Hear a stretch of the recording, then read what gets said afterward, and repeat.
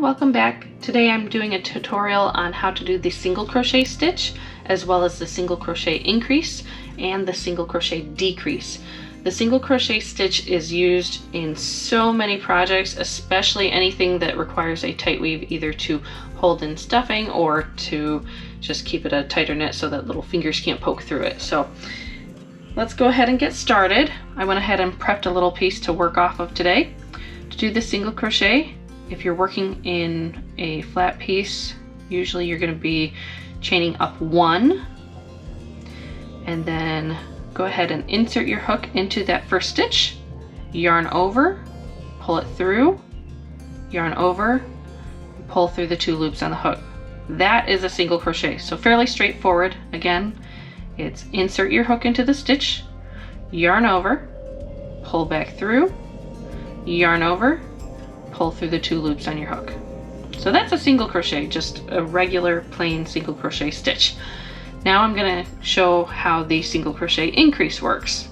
For a single crochet increase, all you're doing is putting 2 single crochets into that same stitch. So insert, yarn over, pull through, yarn over, pull through 2. And then in that same stitch, insert, yarn over, pull through, yarn over, pull through 2.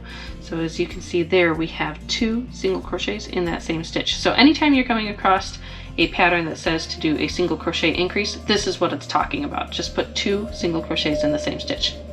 Now for a single crochet decrease, it's a little bit different. You're going to insert your hook, yarn over, pull it back through. You should have 2 loops on your hook. Go ahead and insert your hook into the next stitch, yarn over, pull back through. Now you have 3 loops on the hook. Yarn over, pull through all 3. This is our single crochet decrease. So as you can see at the bottom, we have part of the stitch in 1 stitch here and 1 stitch here, but at the top you only have 1 stitch. So when you come back on the next row, you're not going to have 2 stitches there, you'll just have 1.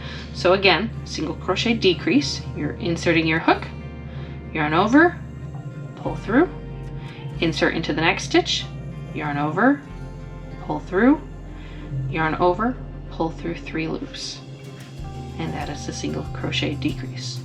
If you have any questions on this stitch or any other stitches that you'd like to see tutorials on in the future, feel free to comment below. Thanks for watching.